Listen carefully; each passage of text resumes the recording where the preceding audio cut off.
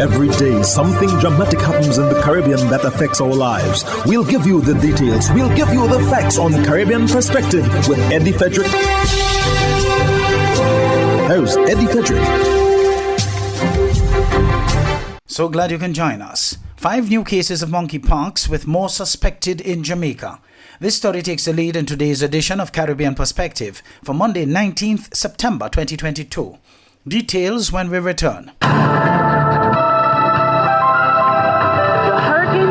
Is now upon us, so we as Caribbean people need to remember to think safety and be prepared. Avoid venturing outside during a storm or hurricane, especially if there are strong winds. Rooftops and other debris are often blown about and can cause great damage.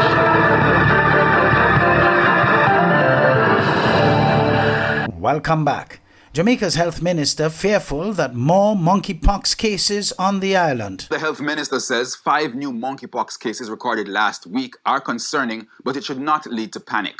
He says based on reports from health experts, there may be more positive cases of the virus. However, persons are treating the virus themselves, which can be deadly. What it says to us, when I speak to the experts, the epidemiologists and others, is that there are cases, more cases out there, that we don't know about. Part of the challenge is that there is some amount of stigma or shame associated with the disease, the virus.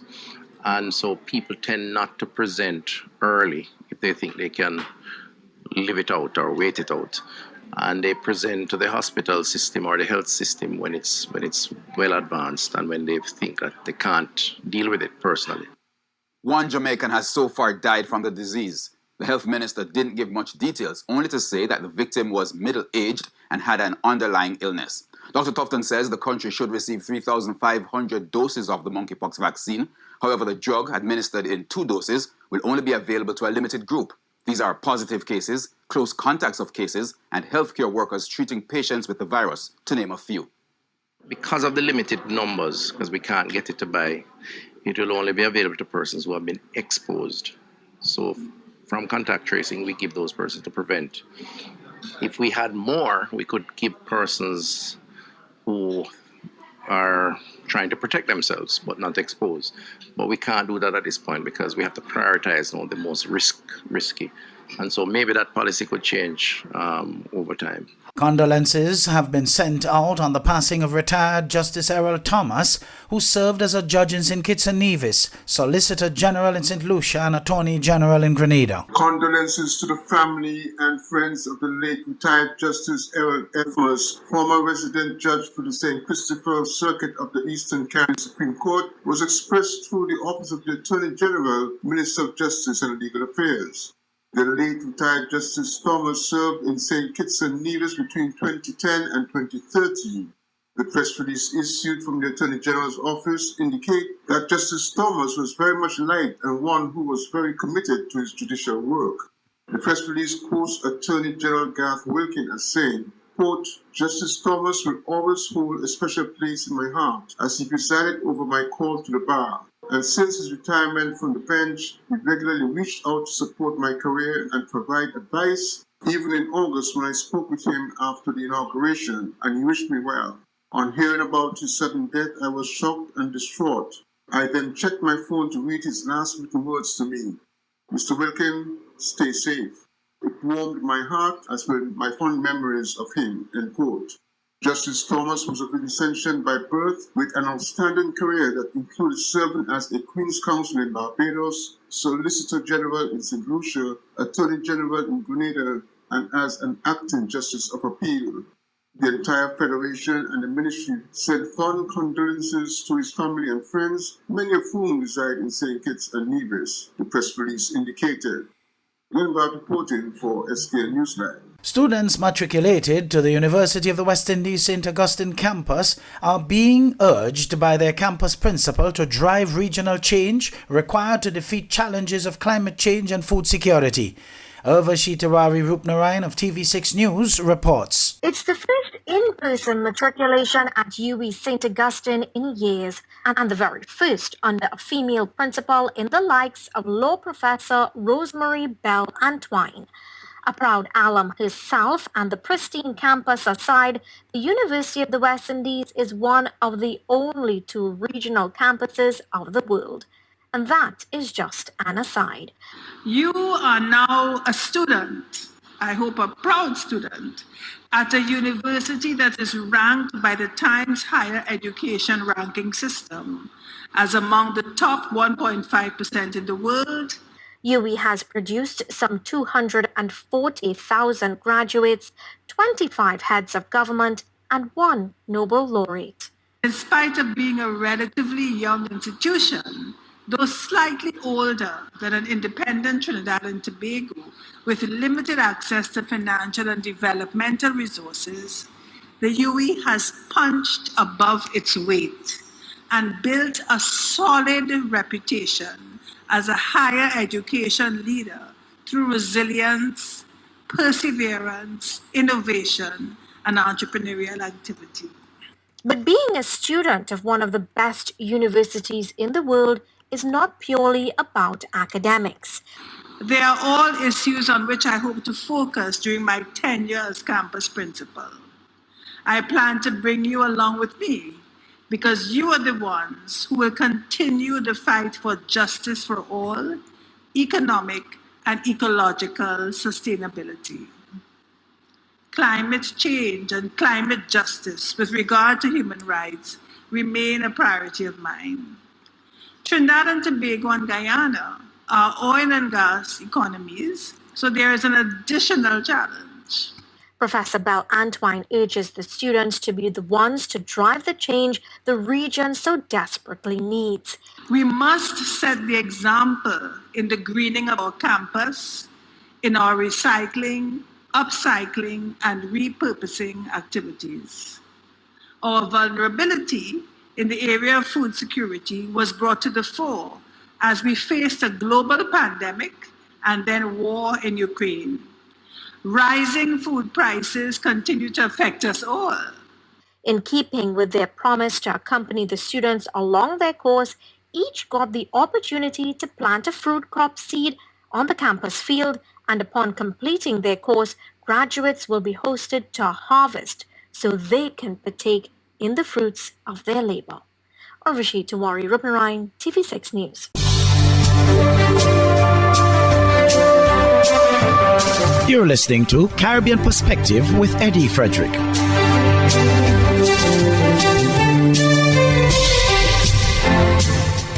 Opposition Chief Whip of Trinidad and Tobago David Lee has been charged with misbehavior in public office and conspiracy to defraud. Mr. Lee, the Member of Parliament for Pointe-a-Pierre, was today detained and brought before a justice of the peace and charged. He was released after being given $1 million bail. The charges are said to be in connection with the purchase of a $2.3 million Mercedes-Benz and whether the $1.4 million in tax exemptions derived may have benefited a party financier.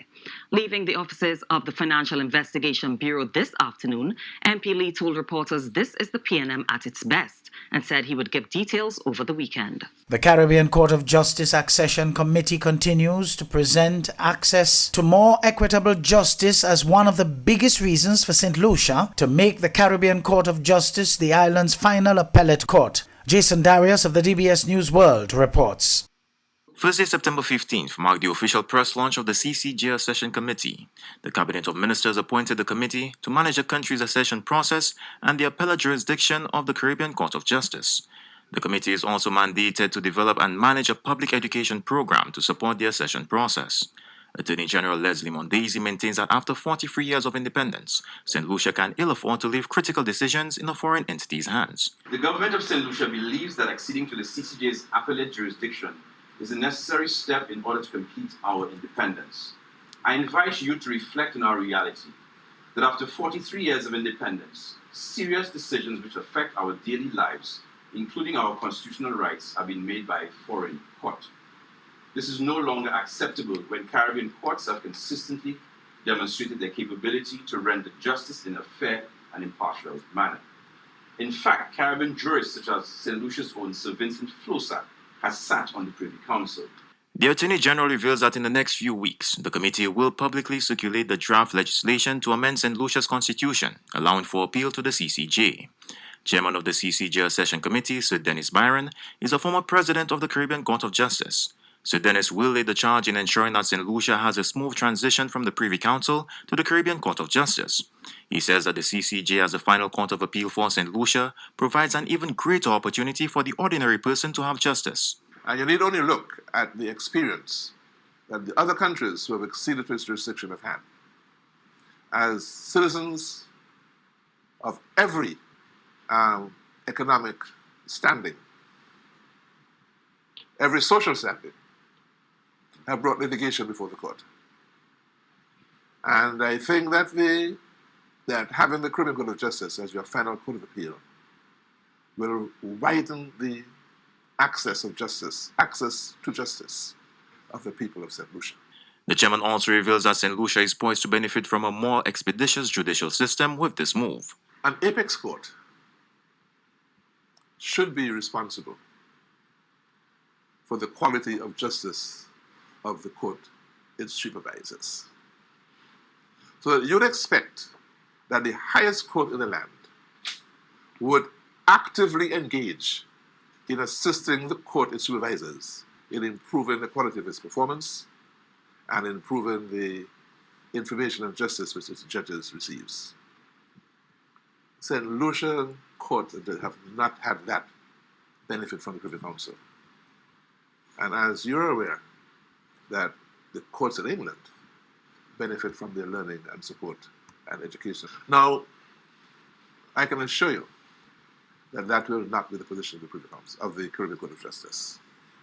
It has undertaken educational programs in many jurisdictions already, and even in jurisdictions that have not yet acceded to its federal appellate court. And I think it has done programs here in St. Lucia over time.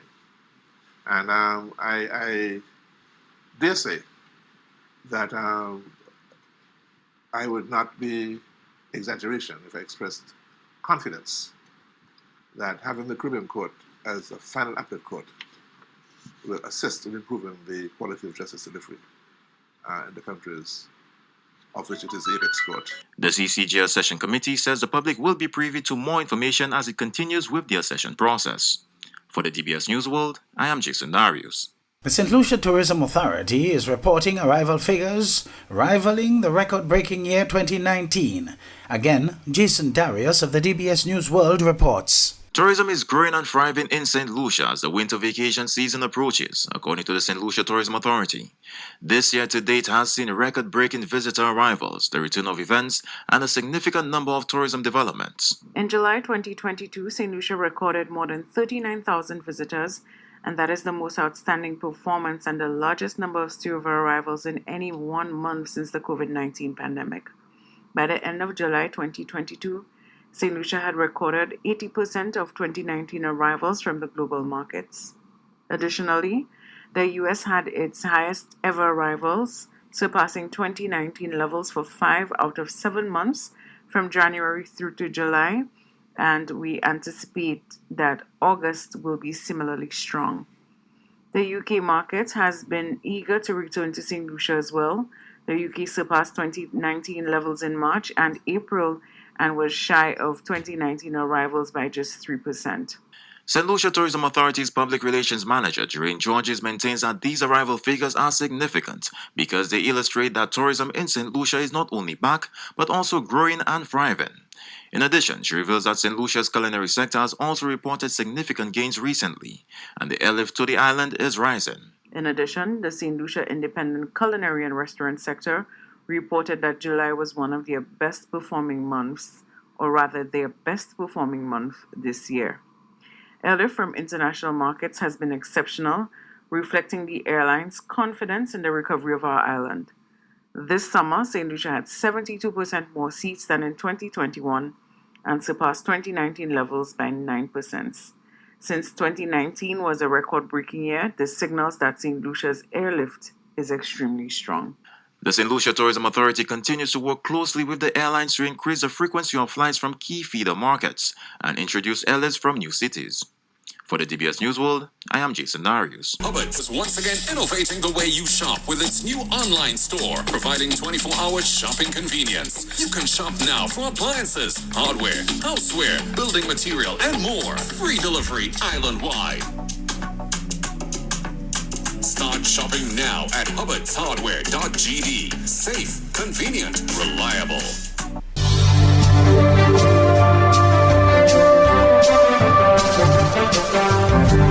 I am Eddie Frederick. This has been Caribbean Perspective, a whole new approach to highlighting developments in the Caribbean. In the meantime, please continue to log on to CaribbeanPerspective.com for more daily news and more.